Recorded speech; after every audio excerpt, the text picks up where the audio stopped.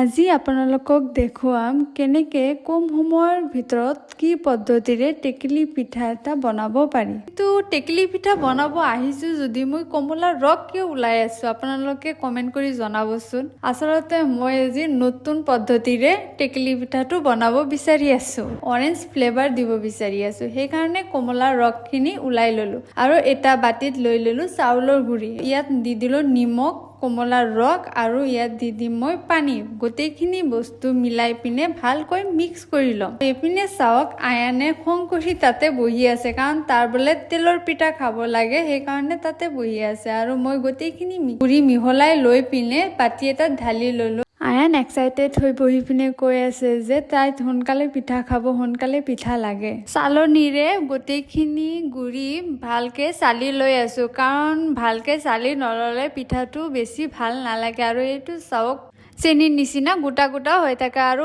মই কুকাৰত পানী ভৰাই লৈ পিনে দি দিলো গেছত। পানীখিনি এতিয়া ল'ম ভালকৈ উতলাই, আৰু এইটো গুড় লৈ ললো। গুড়খিনি মই হাতেৰে ভালকে গুড়ি কৰি লৈ আছো, কাৰণ পিঠাৰ ভিতৰত মই গুড়খিনিয়ে ইউজ কৰিম, এইটোৱে মেইন। আৰু মোষ্ট ইম্পৰ্টেণ্ট বস্তুটোৱে হ'ল এই সৰু চাকনিটো। এই বাহিৰত যাওক সূৰ্য অস্তৰ সময়ো হৈ গ'ল।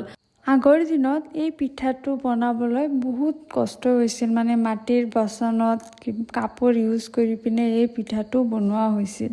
আৰু এতিয়া ইজিলি আমি পিঠাটো বনাব পাৰোঁ কুকাৰ ইউজ কৰি পিনে।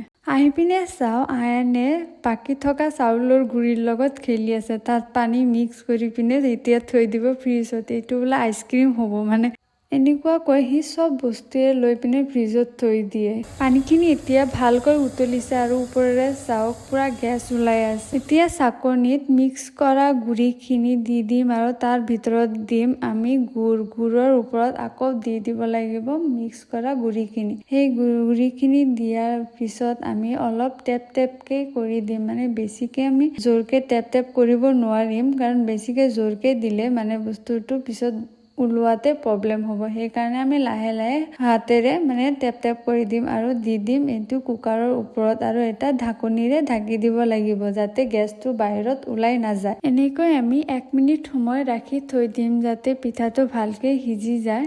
1 মিনিট হোৱাৰ পিছত আমি পিঠাটো লাহেকে কুকাৰৰ পৰা ওলাই ল'ম আৰু এটা প্লেটত অলপ লাহে লাহে জোকাৰি জোকাৰি পিঠাটো চাকনিৰ পৰা ওলাই ল'ম। বেছি জোৰকে দিলে আকৌ ভাঙি যাব।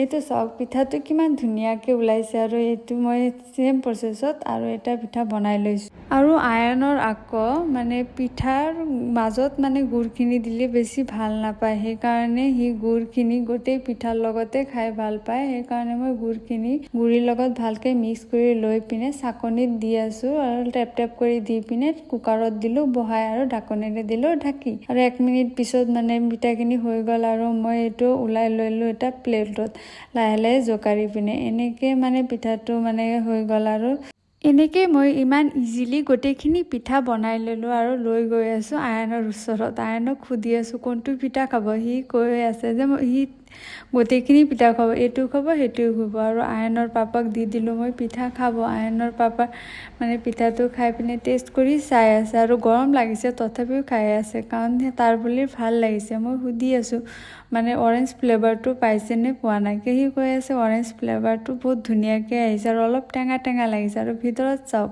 গুড়খিনি ইমান ভালকৈ মেল্ট হৈ গৈছে। আৰু এইটোৱে মোৰ সৰু ব্লগ। ভাল লাগিলে লাইক, কমেণ্ট আৰু শ্বেয়াৰ কৰিব।